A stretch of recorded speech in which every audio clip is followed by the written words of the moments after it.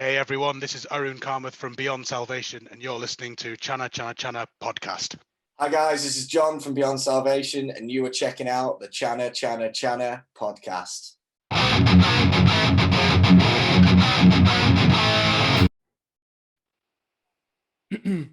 Hi everyone, welcome to another episode of my podcast. We have very special guests today joining all the way from UK. We got Arun and John of Beyond Salvation. Hi guys. Hello, you all right, mate? Hi. How are you guys doing this morning? How's UK? It's good, man. Yeah, not sunny, but not quite raining. And I suppose in the sense of global things, we're all right. Everything's going okay. Things are getting slowly back to normal.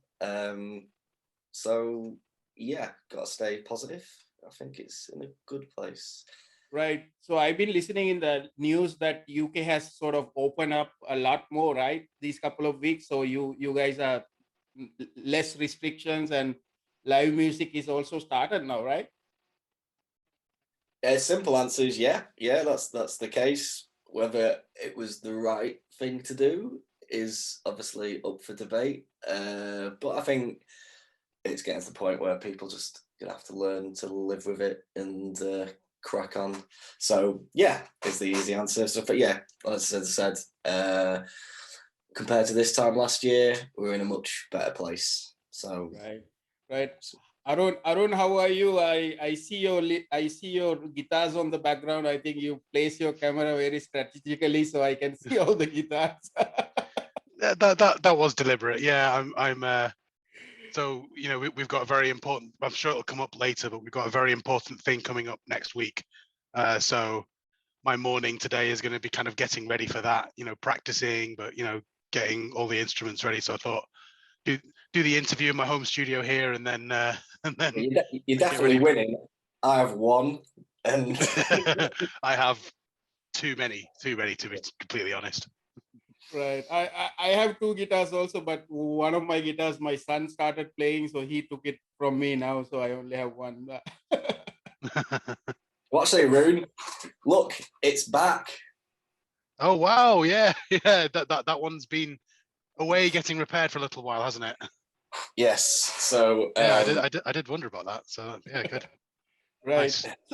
So guys, tell me a little bit about where you from UK. What about your city? A little bit. I know it's a famous city. Go on, Rune. I'll let you take that one. Yeah, sure. So we are from the city of Manchester, which is in the north of the UK, of England, I should say. It's the second or third biggest city in the UK or something. A lot of people when they think of Manchester, they think of Manchester United or Manchester City. None of us are football fans, so I have no idea what any of that means. But yeah, it's a good city. It's there's quite a big music scene here actually. And for all kinds of music, there's quite a strong metal scene as well in Manchester. So yeah, it's a great place to be a band and great place to play music and do all that sort of thing. So yeah. Yeah, so there's a lot of history on music, right? There's so many bands came from Manchester, right? From Joy Division, the Smiths, Oasis, right? So yeah, I mean, I don't think Manchester's known for its metal bands, but as you said, the Smiths, the Stone Roses, Oasis, a lot of bands came from. I mean, Factory Records used to be based in Manchester as well, so there is quite a lot of history and heritage here. So it's quite a privilege to be part of the Manchester scene. Right. So I got to know Beyond Salvation somehow. You guys popped up on my Facebook, so that's how. Then I just checked your Facebook page, and then I thought I should probably contact these guys. They look awesome, and I went into Spotify and listening. Before we do anything else, can you guys introduce yourself and tell me what you do in the band? Yeah, I'll go first. So my name's Arun, and I play guitar and do backing vocals, and then we have Well, as we said, my name's John, and I am lead vocals and rhythm guitar, I suppose. And then we have two other members. We have a bass player called Luke and a drummer called Simeon. Right. And I suppose stylistically, we are a thrash-ish metal band. But yeah, thrash at the heart of it, but I'd sort of put us in the same sort of ballpark as bands like Machine, Trivium, Lamb of God, that sort of thrash meets groove metal type sort of thing. Right, the stuff I really love. Yeah. That's good, man. Yeah, well, that's what we try. We try. I'm not saying we're quite there yet, but it's good fun trying. Let's put it that way. Right, guys. So tell me a little bit about your childhood and what's your like earliest memory of music? Go on, John, you go first. Earliest memory of music would probably be my dad playing the Dam Busters theme tune on the piano, and then, but musically, again, going back to Manchester bands, it was Oasis that got me into music. Definitely, maybe What's the Story? Morning Glory was the first album I bought.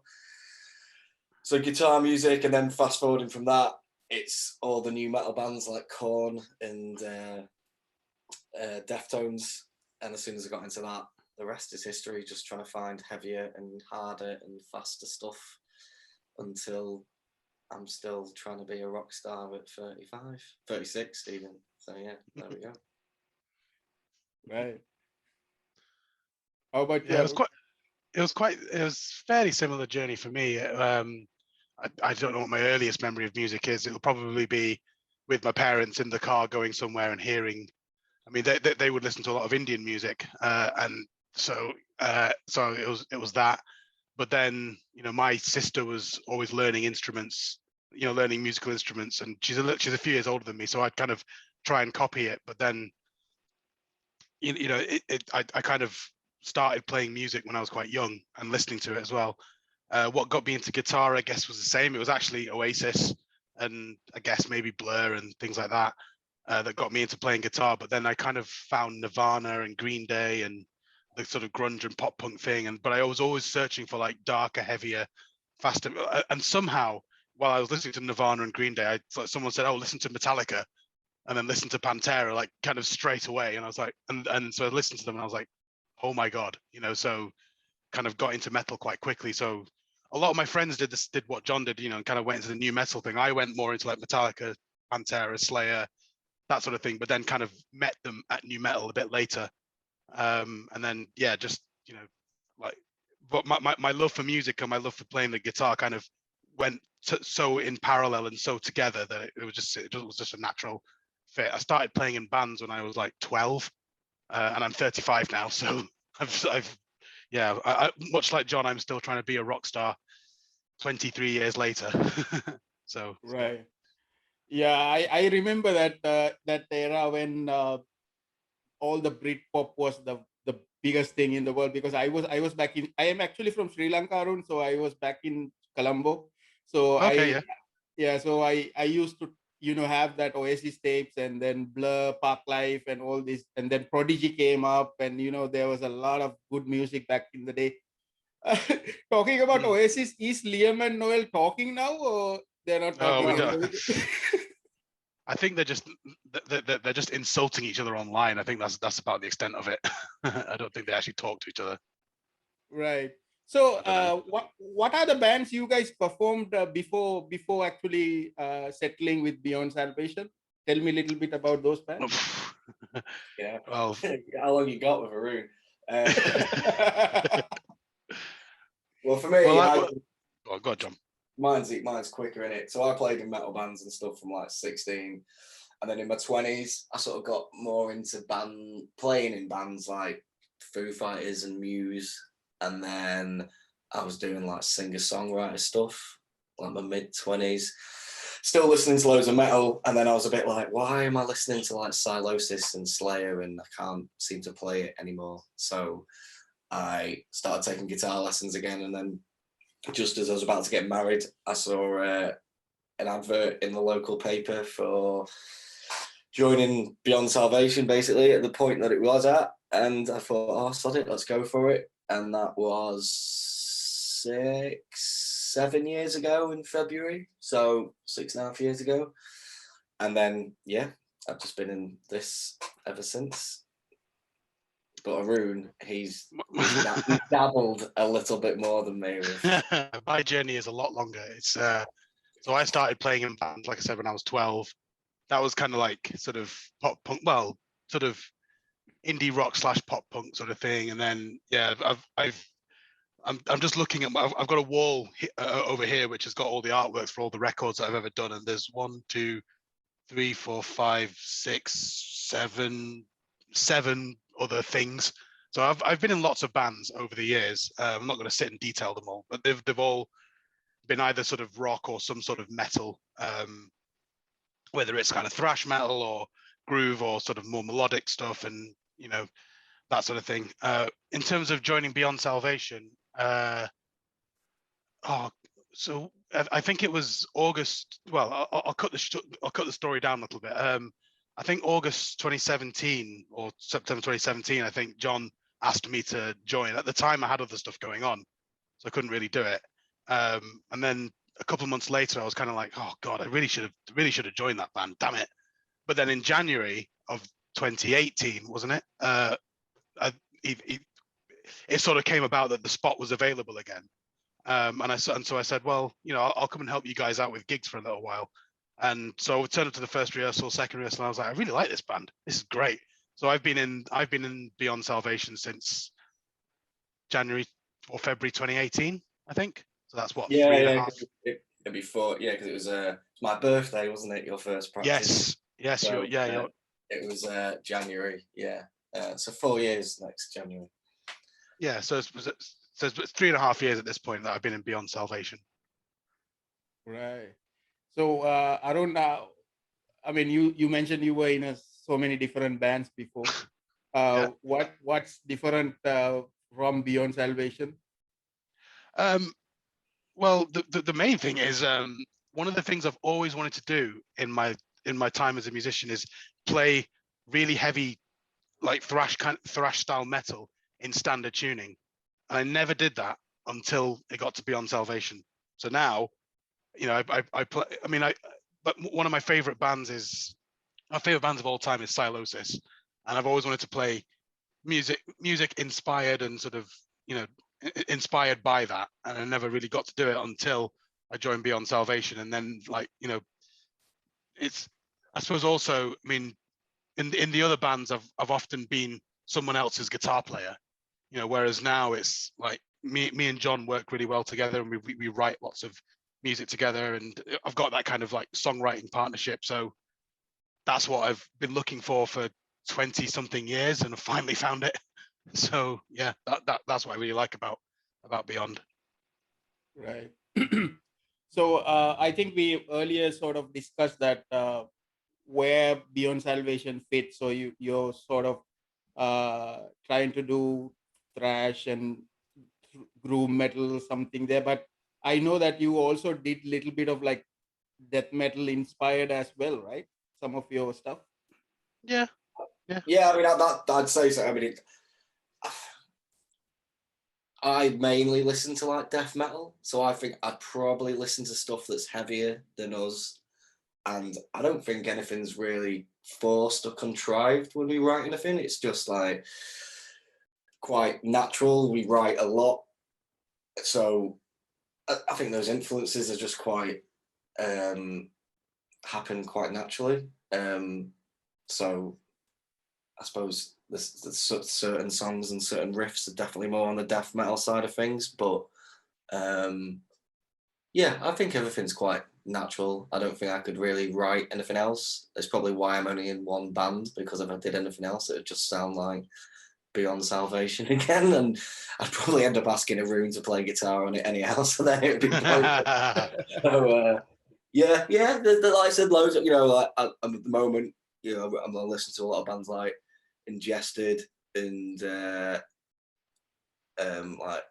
Shadow of Intent, sort of that deathcore, but not, I'd say deathcore done well. You know, there's a lot of Careful. Cheesy blackcore, but you know, like bands like Fit for an Autopsy, Die Out is Murder. Tell you what, have you heard the new Blood Red Throne songs? Because they are amazing. I've not actually. I need to listen to them. I mean, I've liked them and they've got loads of albums, but yeah, those last 2 songs they put out, absolute riff fests. So that would be my tip of the day to check out. Okay, good. Right, right. I know it's tricky to ask this. How John? How did you came up with the name for the band Beyond Salvation, and what is Beyond Salvation?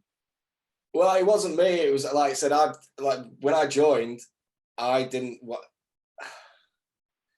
All the other bands I'd been in were kind of like my ideas and like my little projects, and like I was like, I don't know, the boss or whatever, or the guy pulling everyone together. So, but when I joined Beyond Salvation, they had a different singer and a different guitarist, and I just joined just to play guitar. I just wanted to play guitar, and then fast forward, it kind of then sort of turned a bit more into my project with all the other guys.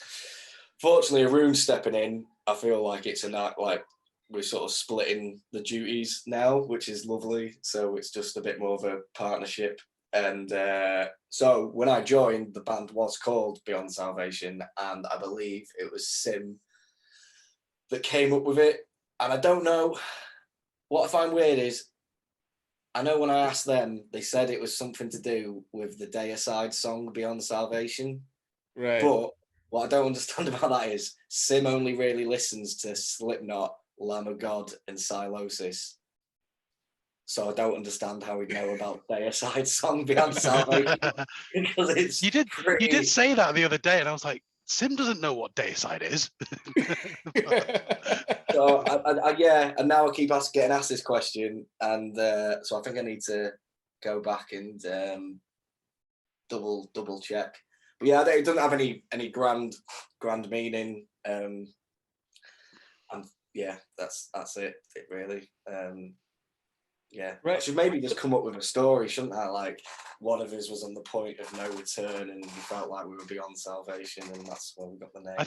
I think you could create a pretty fun story around that, rather than our drummer thought of it. I'll get working on it tonight, ready for next weekend. Right. So the earlier EP is like Ascension EP, so that is the earlier lineup, right? That recorded those songs. Not the first lineup. So I'm singing on that. But yeah, that would be me. Me and Sim were still in the drummer is the same, and me on singing and guitar. And we had a bass player called Carl and Martin, who's pretty much started the band on guitar. So yeah, that lineup did that, and then we did a single called Betrayer. That was the same, and then we had quite a few lineup changes trying to get guitarists sorted. And then when you jump to that Scarbearer EP, which is what I kind of prefer, I don't want the Ascension EP to exist. I kind of would like that to go away. So yeah, and then Arun and me started properly working together for the songs on the Scarbearer EP. There was a couple we'd done, but like Savaged, Dead to Me. Well, no, all of them we all worked on, but like Savaged, especially of that song, that's for the first time where like half the riffs were mine, half the riffs were Arun's, and it was like, oof, I'm like, ooh, this is a lot more fun now. Because I like that. Even though I'm writing all the time, I'm like, this is amazing, check it out. I always get dead excited. I'd much prefer to then pass like, I don't know, half a song or 70% of a song over, and then someone else do something with it, and then it goes in a different direction, and then I'm like, oh wow, and then I'm like either listening and playing to something that I haven't written, so it becomes more exciting. But at the same time, I'm always so like over the top and enthusiastic about what I've done. I think people possibly pre-Arun just thought, oh right, well he just wants to do that, and in other bands as well. So we'll just do it that way, where I suppose you just need a strong personality to say, no, John, that sucks. We're doing this riff instead. So I actually felt that, John, because when I was listening to those when I when I had to meet, when I have to interview a band, I always go and listen. And okay. I went to their first, I went to Ascension, and then but the EP that really struck me is Scarebearer, because Dead to Me, the Scarebearer, those things really hit me. That than the Ascension, because I felt the difference between those and it I think the Beyond Salvation probably really established with that 2019 EP, right?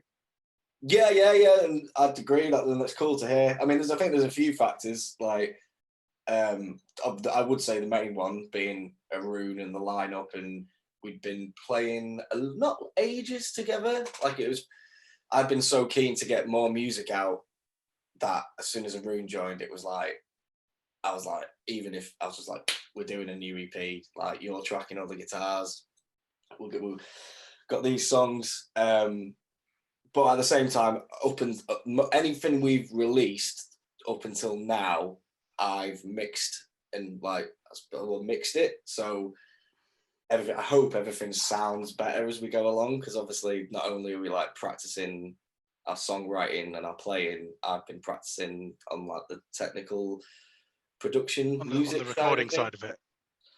So, and then meeting new people. So I definitely said there was like, I don't know how many years between Ascension and Scarbearer, but yeah, I'd say 3. The music 3. Okay, thank you. I'd say the music production would help as well. But yeah, and then a few guys from around Manchester and stuff have definitely said that about it being from Scarborough. So that's cool as well. Like, but yet again, that's another reason why. One reason why I'd like Ascension to disappear off the internet, and then 2, why we did this latest release called Reascension, because 2 of the songs, Blood Right and Turning Point, just seemed to stay in the set. And weirdly, they were the first 2 songs. I had those demoed before I joined the band and brought them to the band. I was like, oh, this is the stuff I do. So it's really weird that they're sort of still out there, but obviously they've been rewritten and just perform better, and again had a drastic sonic update. So but I don't know if I'll be carrying on mixing stuff from now, because it sort of drives me a little bit mental. But weirdly, I did touch on something. One reason why I wanted to join the band, because I feel like how things have gotten better, is meeting different people. And when I joined, I barely knew anyone that was into metal. I had like one mate that I'd go and see Machine Head and Slayer with. So I wanted to join a band to meet more people that are into metal, and that's been a fantastic little journey over the last 7 years of meeting great people. I was thinking about this in the car actually yesterday, and I actually would really struggle to list how many knobheads I've met. Like, honestly, there's only like, it really is just like a handful of people that have been like, you're a dick, where everyone else has just been like lovely, sound, made so many good friends, so many contacts. So I think that's credit to the scene that we've got here in Manchester as well. Definitely. So it's good fun, positive vibes. Sorry, went off on a bit of a tangent there, but yeah, there we go. Right.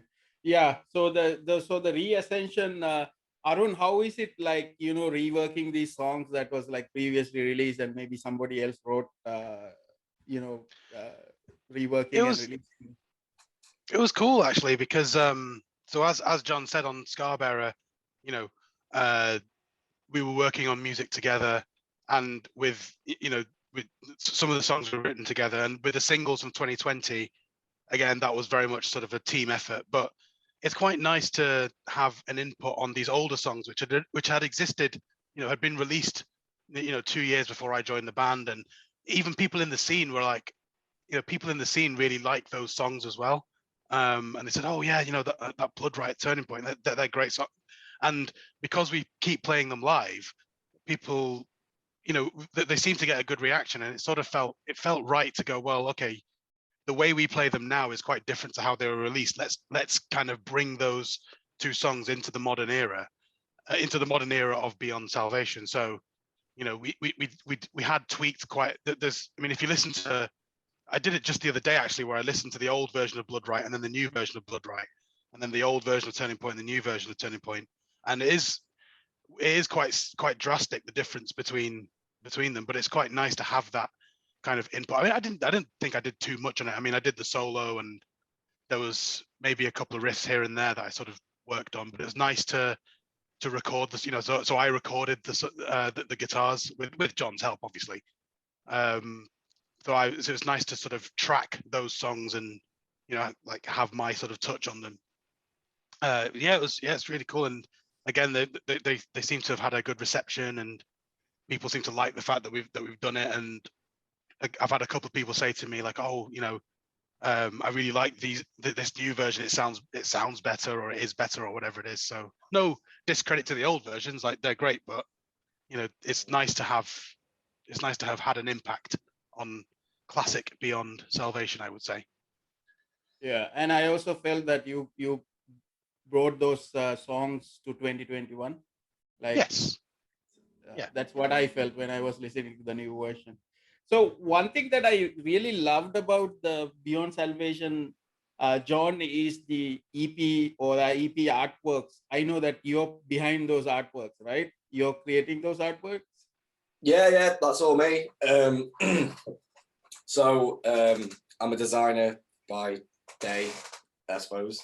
And again, another little reason I wanted to get into a metal band was I really wanted to draw and design heavy metal covers. So obviously the obvious starting point is do your own band. And then, I've obviously ended up doing quite a bit for different people around Manchester and stuff. But it's good fun. So it's just me trying to do a bad version of Mike Mignola, I think. And that's my stuff. So it's cool. It saves us a bit of money as well, because the guys don't pay me for it. So I'm paying you in riffs, John. Okay. But John, you did artwork for other bands as well, right? Other artists? Yeah. Like I've got a little promo plug, so I've just called my little drawing stuff Pedley Art. That's what I called it when I left university, and I couldn't think of anything better, so I just thought I'd stick with that. It's just sort of snowballed. It's been really cool. So I did that. I did the Ascension cover, so I'm used to saying Reascension now. And then I think the next thing I did was the guy who runs our practice studio, his band's cover. And then that was really good. There's a guy called John Badger that is in as many bands as Arun's been in on the drums, and he runs a festival called Badger Fest, which is great, and that's getting bigger and bigger. So I've done all the posters for that, and then obviously that connects you with X amount of bands on the bill, and just and then I'm doing a load of posters for a local pub called Grand Central that always puts gigs on. And then when I started and before I had my little boy, just going to gigs was the best way. And just seeing if I liked a band, I'd just be like, oh, do you want something designing? And speaking to someone face to face. That always seemed to pretty much get something. So obviously 2020, that wasn't going to happen. And then obviously having a child, I didn't go to as many gigs. But yeah, it's just just keep one thing leads to another, and it's good. And again, it's nice to see the progression of my stuff from Ascension, and it was quite cool redesigning that for the Ascension to Ascension. Just I couldn't be asked drawing something new, so I just thought I'd take that and then work on it in a different way. So all the artwork's me. It's why we've got quite a lot of t-shirts. But I'd like to do more. So having been in so many bands and always having to try and find someone to design the artwork that we want for the album cover or whatever, it's so easy with us, because it's like, right, we've got a new EP, John. Well, I find it quite hard coming up with the ideas. I think with Scar Bearer, I don't even really know what that is. That weird tree heart thing. That took me ages to come up with. I think it's, even though I write like 95% of the lyrics and know what all the songs are about, I find it quite hard, like pinpointing an image maybe and doing that. But I feel like it all sort of looks okay. I've got quite a strong style, I think, of how I draw. So, but sometimes it's easier working for other people. Like even if they don't have an idea, like sometimes they'll come and say like, we want, I don't know, like what the latest thing I've just done is a man being pulled apart by 4 pigs. So I was like, okay, let's draw that. But yeah, even when people don't have any idea, they might just say, we've got this name for like one band that's playing next weekend that we're good friends with called Deified. I did their EP a couple of years ago, and I've just done a t-shirt that's probably going to get released over the next couple of days. And for some reason, they're great guys, but whenever I do anything for them, it's just so easy. I just get ideas straight away, and then I'm always like, why couldn't I have done that for us? That's annoying. So yeah, again, good fun, and also a good way of meeting people. And we've got this festival next weekend, so I'm actually looking forward to meeting a lot of people I've done work for that I've never met. Right. They feel like friends because you're just talking online to them so much. So it's gonna be nice to finally meet people. Yeah, I mean, metal album would not be a metal album. The artwork is a big part of that, right? Making it a metal album. There is John. There is this book called Heavy Metal Thunder.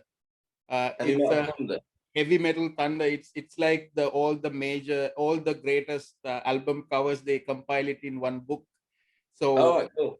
What I've been doing now when I go for I collect a lot of vinyls and stuff. So what I do is when I go digging for vinyls, I bring that book and I try to find the albums from that book, because like there's so many amazing covers that they compile from, like Anthrax, SOD, and they have so many crazy covers, right? So that's called Heavy Metal Thunder. Check out that book. That's an amazing one for the album covers. Yeah, no, I will do. That's cool. I suppose actually, yeah, because I try and not, even though some of our stuff is a bit dark, I try, like Arun never lets me put a skull as the main artwork.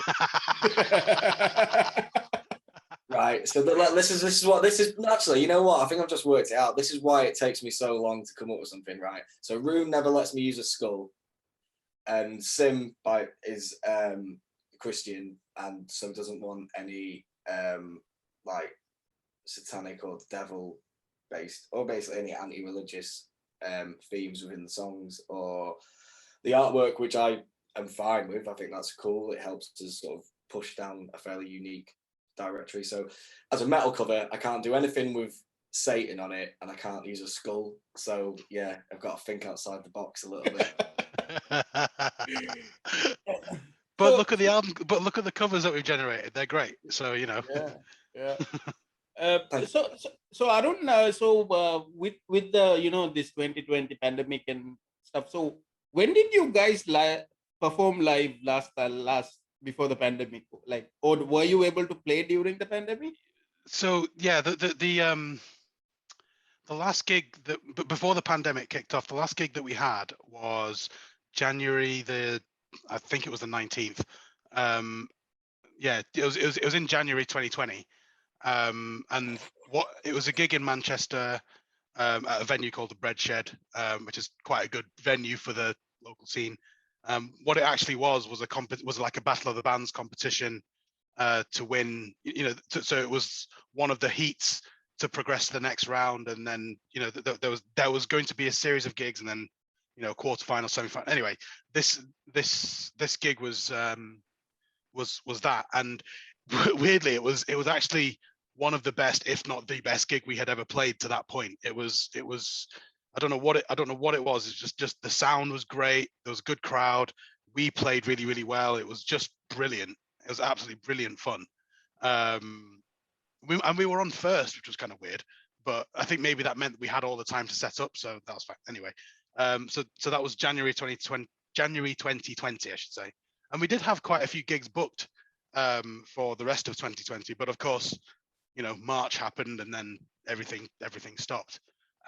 So we didn't perform again. I mean, there was quite a few people doing things like online live streaming gigs, like where they would maybe find a room somewhere and live stream, a performance. We didn't really do that because we kind of thought, well, let's use this time to release some singles, but also let's use this time to write music and work on the songs that we'd been working on. So the next time we performed after January 2020, that would have been, was it May, that Whittles gig, John? It was May, wasn't it? Yeah, it was May. Yeah, May, I think, yeah. Yeah, so the next time we performed after January 2020 was May 2021. Wow. So that was a good, 16 months? And that gig in May 2021, that was in a town just outside Manchester, kind of over there, called Oldham. And at that time there were still restrictions, but we could have events outside. So we played outside and the crowd was all sat down at tables, and there was this weird rule of 6. So like, you couldn't have more than 6 people at a table, but there were just loads of tables with people. What was great about that gig was I think it was just so nice for people to get out and get to a gig again. So nice for us to get performing. And even though everyone was sat down, it was actually one of the best crowd reactions we've ever had. Everyone just sat at the table, just head banging away. So yeah, there was a good 16 months throughout the pandemic where we didn't perform, and you could definitely, yeah, it was hard. It was hard not gigging for that long. Personally, I do gigs with like covers bands and things like that as well, and I hadn't performed in that entire time, so it was tricky. But like we said, it's kind of getting back to normal now. So looking forward to more gigs. Yeah, because for me as a fan, like the last gig I went was March 9, I think, March 9, 2020. After that, because I go to so many gigs. So in 2019, I went to 61 concerts, I think, 61 shows, 2019. But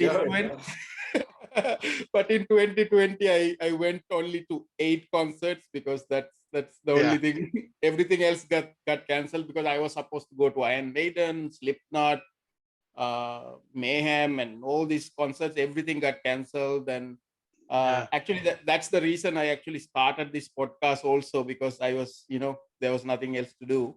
So there was no shows to go. Now, I know that you guys are doing a major, you're going to play on a major festival next week, right? On the Friday the 13th. So tell us about that. Yeah, sure. So that festival is Bloodstock Festival, which is a big heavy metal festival in the UK, for anyone who doesn't know. And yeah, we got selected through the sort of Metal to the Masses competition thing. It was a bit weird this year, obviously because of pandemic. They couldn't have the gigs and all that. But yeah, we were selected to go and play. I remember specifically, right? So we found out on a Monday last month, and I was having a particularly bad day. I was just like sat there, quite miserable, just not enjoying anything about work or whatever. Check the email in the band account, and suddenly saw this email saying, "We've selected you guys to play at Bloodstock," and I was just like, my mind just exploded. I rang John and I was like, John, that's really excited. So yeah, anyway, this festival, yeah, it's cool. The headliners this year are Devin Townsend, Creator, and Judas Priest. Yeah. I mean, I've been to Bloodstock Festival a few times, and Bloodstock Festival is amazing. It's kind of like, it's big enough to be a big metal festival, but it's small enough to feel like a bit of a family sort of festival type thing. So for us to be playing it, for me, is a huge deal. It's a huge honor. So we're playing, yeah, as you said, on the Friday the 13th. Hopefully things will go okay despite the date. But yeah, it's Friday the 13th. We're playing on the New Blood stage. I don't think we can announce the time just yet, but we're on the stage at some point in the day. So yeah, it's going to be amazing. Right. I mean, that festival, the 3 days, it's Devin Townsend, Creator, and Judas Priest, right? Yeah. over my, going to all these 60 plus concerts, I've actually seen all of them and I met all of them. Actually, it's so amazing. If I could go, I would have gone, because, there's right now, there's no way you can travel. So, but I feel I checked all the bands that's playing. It's so amazing. And then even on your stage, there's so many other great new bands, right? Yeah, absolutely. There's loads of bands on. There's what's quite cool actually is, so on the main stage and the Sophie Lancaster stage, there's a lot of bands that we kind of look up to. So obviously the headliners, our favorite Stylosis, some of our favorite bands that we like are on the main stage. But then on the New Blood stage and the Sophie Lancaster and the Jägermeister stage, there are bands that we're friends with. So, other bands from Manchester, such as Deified, John mentioned earlier, they're playing on the Sophie stage, I think. St. Helens, Pardon? They're from St. Helens. They might get offended. Well, whatever. But the kind of local. But, there's Deified, there's Tortured Demon, they're playing, Pissed. I can't remember all of the bands that are playing, but so what's quite cool is they're bands that we look up to and also our peers. Right. You know what I mean? So it's nice to be kind of, among that crowd, if you like. I think there's more bands, I'd say there's nearly as many bands that I'm now friends with and played with, or I've done artwork for, that I want to check out and see over the weekend, as much as like the big bands, if that makes sense. Just think, and and it's they're all fantastic. So I think I think I'm going to be floating around the small stages more than the big ones personally. So it'll be quite. Yeah, it's going to be cool. I mean, like as Rune said, we're obviously very, very excited to play it. And I think this festival is a really big thing for metal bands, and the metal to the masses plan or scheme that they do, I think is fantastic. And it's really been a focal point of Beyond Salvation in any of our different lineups to get on and to play Bloodstock, whether it's been and initially through the metal to the masses thing. So to actually finally achieve that is a real honour, and I feel very humbled and privileged that the guys from Manchester did choose us to get this opportunity. Hopefully it won't be the last time we play Bloodstock. Hopefully the first. yeah, absolutely. So, but yeah, the point is, I'm equally as looking forward to just having a good time, meeting people, and watching all these bands. I would be anyhow, but take 2020 and then getting this opportunity to go to this festival is fantastic. So I can't wait. Very excited. Yeah, good times, hopefully. Right. So you have to fly over next year, mate. That's what you have to do. Yeah. Fly over and we'll take you around and hang out. It'll be good. It'll be good fun. Yeah, I mean, the closest I've been to UK is I went to Ireland a few years ago. So I was in Ireland, Republic of Ireland. So, but I couldn't go to UK. So, but maybe in the future I will try. Yeah, please do. Yeah. I don't. The band you mentioned, Tortured Demon, is the teenagers, right? Yes. as I jokingly say, they're half our age and twice as good. but no, they are a tremendous band, and I always say to people, it's not they're a good band because it's not they're good for teenagers. They're just genuinely a really good band. I mean, I always like to make a list of my favorite albums from a year, and their album, I mean, I'm just doing a big promo for Tortured Demon now, but anyway, but their album is honestly that good. It's in my top 10 for this year. So yeah, so it's nice to be sharing the stage. Well, I don't think they're on the same stage as us, but it's nice to be sharing the festival and whatever with people like them and like our friends and all that. So yeah. Right. So John, question. So you guys, I mean, you keep on putting out EPs and singles and stuff, but when are you guys going to put out a full length album? Go on, John. That is the next plan. So sometime next year, and then basically after Bloodstock, we're starting tracking the album. So it's written. I think we've still got too many songs for it, but I'm not cutting one from that list though. They're all too good. But yeah. So but my point of that is I'm really excited about it. Very, very proud of it. But it's going to be a lot of work. I hope we can. I feel like we can hit the ground running after Bloodstock and start tracking it. Like I said, I'm not going to be mixing it this time. We're going to step a few things up.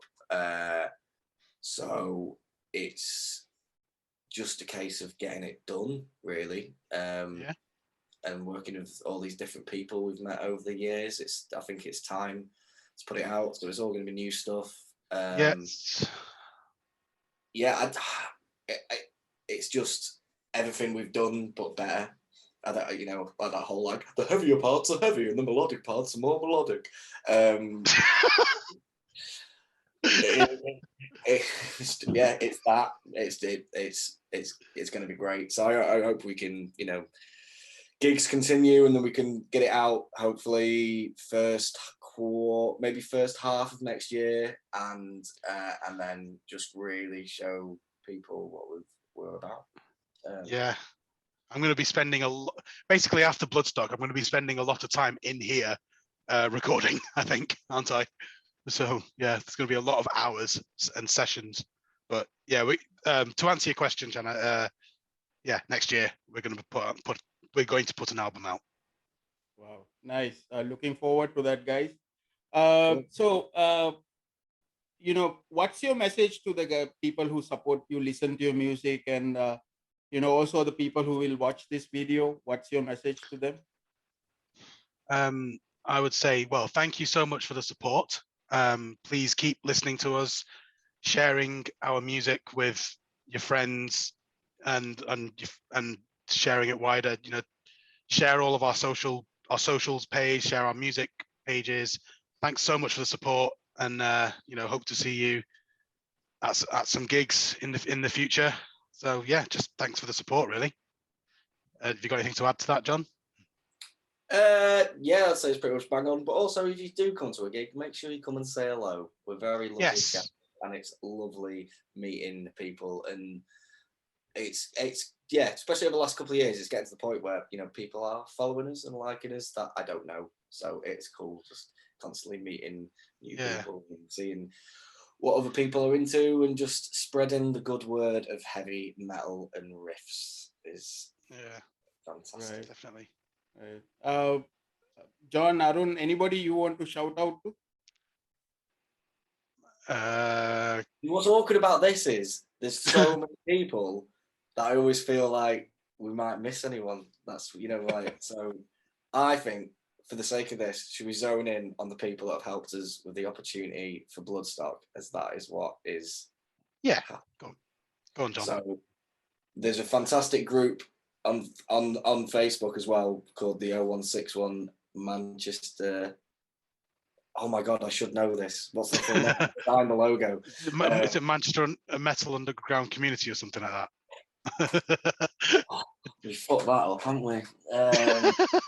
I mean, 0161 is the main name, though. Yeah, everyone calls it the 0161. So fantastic group supporting all the local bands, and that's been mainly set up by two fantastic people called Jay and Jane. They were two of the judges on the Metal to the Masses thing. So massive thank you to them. They've been supporters of the band from the very beginning. Then there's also Danny and Phil from a fantastic metal band called Prognosis. They helped out on the Metal to the Masses thing as well. And then the guys from Stonebake Promotions that put on the Metal to the Masses event, I'd like to give them a big thank you. And then anyone that's been checking out our music and helping us. You know what? I don't think we mentioned Luke. Luke's our new bass player. He's been with us for about 9 months.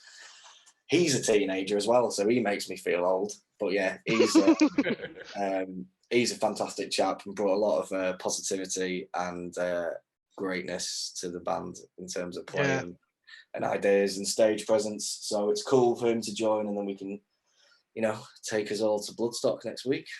Yeah, you slightly stole my idea, John, because my shout out was just going to be to my band members, to John, to Luke, and to Sim, because without them, Beyond Salvation wouldn't be anything, and you know, I'd be miserable somewhere. So I just want to shout out to my band because they're brilliant.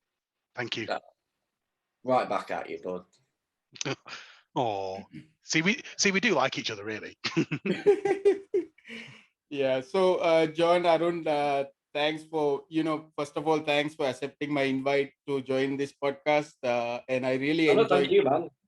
Yeah, absolute pleasure to be here. Honestly, thank you. Yeah, I really enjoyed talking to you. I mean, of course, we can, if we are talking about metal, I think we can talk for hours, but we, we have to stop somewhere. So, but wish you all the best on the Bloodstock performance, and then looking forward to more music after Bloodstock, and keep up, updating your social media. And what I'm basically doing is introducing you guys to, Philippines, Singapore, and all these other regional countries, because there's a lot of Awesome. metalheads here. Actually, having a festival like Bloodstock moving forward is actually gives up hope to the guys who are frustrated with, has to stay home, no gigs and stuff. So it's really positive thing overall for the metalhead. So thank you for, all the best on that, and looking forward to more music, and keep making great metal songs. and Thank you you, know, man, I appreciate it. Like, just and stay in touch, man. We'll keep checking your thing out, and just thank you for the kind words and getting in touch. Like I said, again, nice to meet new lovely people within the world of metal, and the spreading positive messages and riffs. So yeah, good stuff, man. Yeah. Thank you very much. Real pleasure to be here. Lastly, tell everyone how they can connect with you on social media. So we have, well, our social media, we have a Facebook page, which is, I think, facebook.com/Beyond Salvation Thrash. If you search for Beyond Salvation in Facebook, you'll find our lovely faces on there.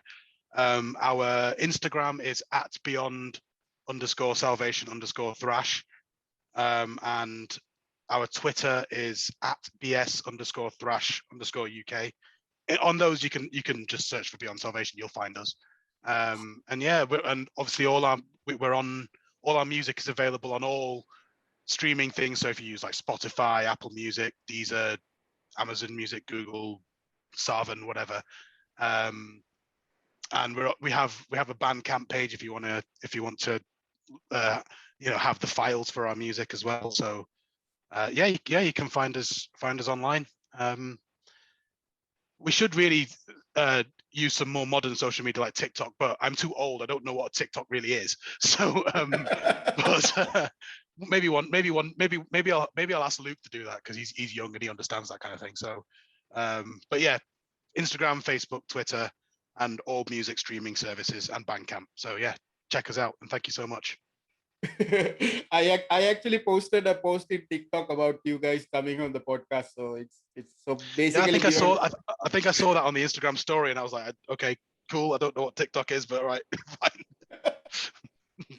Okay, John. Thanks, Arun. Have a great day ahead. Thanks for joining. You too, man. Thank you. Take care.